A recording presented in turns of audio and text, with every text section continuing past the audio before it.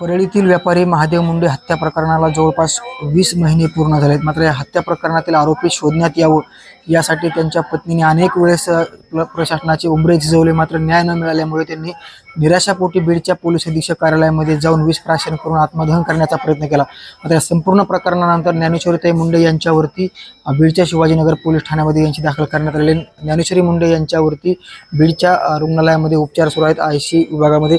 तर काय सांगाल, तुमच्याच वरती यांची दाखल करण्यात आलेली आहे? न्याय मागाय गेलं की गुन्हा दाखल होतो, हा कोणता न्याय आहे?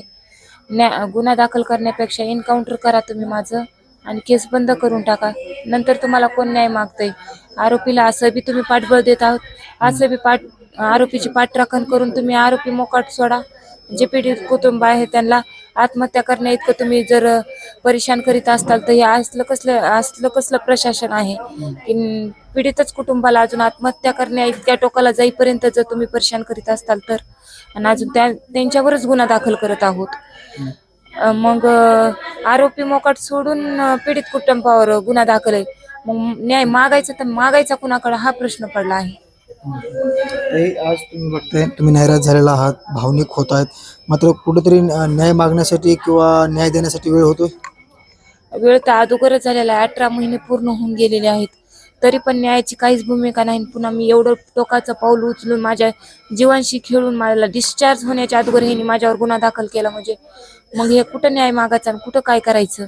मग ह्यांना काय आरोपीची पाठराखण करायची आहे का असं वाटत आहे मला तर, की ह्यांना आरोपीची पाठराखण करायची आहे तर पीडित कुटुंबाला आणखी आत्महत्या करण्यास मजबूर करायचं आहे.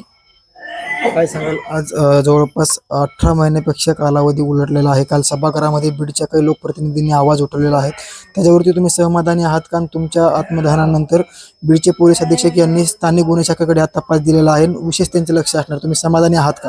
नाही, मी समाधानी. जोपर्यंत आरोपी अटक होत नाहीत त्यांनी कुणाकडे बी तपास देऊ द्या, काय पण करू द्या, त्यांनी माझ्यावर 100 गुन्हे अजून दाखल करू द्या, किंवा माझं इन्कम म्हणजे जोपर्यंत माझा श्वास आहे तोपर्यंत जोवर आरोपी अटक होत नाही तोवर मी समाधानकारक राहणार नाही.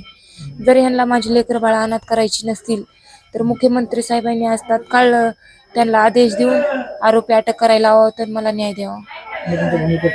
हां, मी माझ्या भूमिकेवर ठाम आहे. आणि आपले सगळे लोकप्रतिनिधी जे आहेत, आपले धनुभाऊ आहेत, पंकजाताई आहेत, सगळे सुप्रियाताई आहेत, जितेंद्र आव्हाड साहेब आहेत, दसाहेब आहेत, जेवढे आपले आमदार खासदार आहेत, आपले समाजकारक जरांगीदादा आहेत, सगळ्यांनी माझ्या न्यायाच्या लढ्यात मला साथ द्यावी.